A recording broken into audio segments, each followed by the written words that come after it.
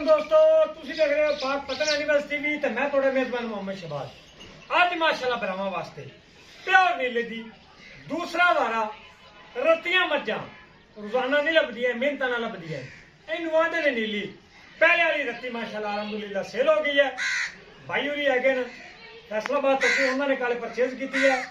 ए माशाल्लाह प्योर नीली है सुलेमान की दी दूसरा वारा सुई पीछे कट्टी तरीक लोकेशन दसो। माशाल्लाह लोकेशन भी देने लोकेशन अड्डा बुंगा हयात तहसील जिला पाक पतन शरीफ। हाँ जी। राब्ता नंबर 0306 0042 917 ए व्हाट्सएप ए लोकल।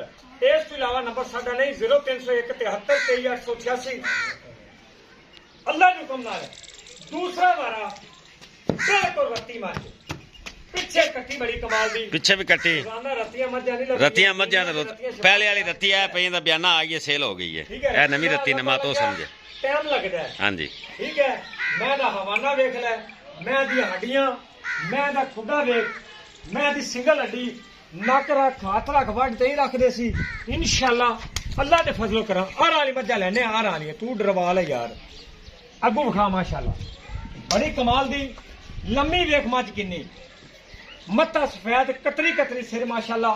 इस जोटी दा दूसरा सुआ माशाल्लाह कन्फर्म है। ए मेरे भरावां दी नजर है।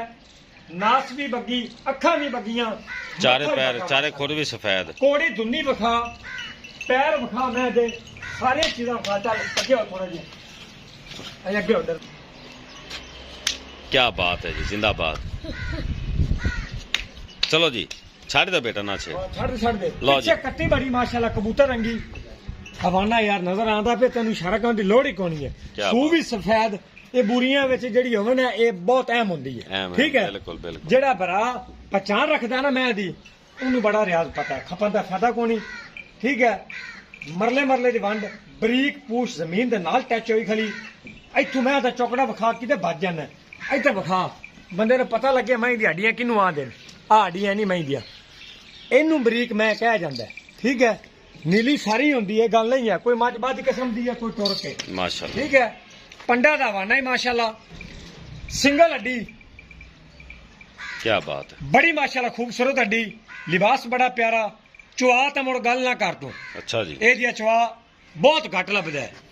इन्नी लम्मी मज कद वाली तीर सीधी मैं दी कंड वेख कमा मैं ते भिड़ा होया हड्डियां मैं दी बड़ियां कीमती कागज रंगी मज बिल्कुल कागज रंगिया वेख थोड़ी टोरिए काम मुकाइए पिछो बाहर टोरी नहीं इत्थे से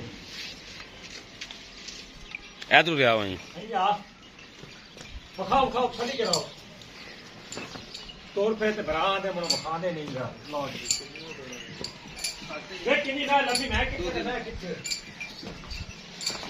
ए मैं कितनी बोरी है कट्टी ना कट्टी खा बोरी कट्टी खा अच्छा कट्टी बखा इत्थे लगा ली यार का बच्चा बखाएगा बच्चा देख कट्टी देख मैं भी बड़ी चला कट्टी ने मोबाइल लावा लो जी कट्टी भी पूरी 5 कल्याण पूरी 5 कल्याण माशाल्लाह मारेंगी। लो जी ए पीछे कट्टी ताजी सोई हुई ए गिला नाड़वा नाल खला जे ब्लड वाला माशाल्लाह क्या बात है।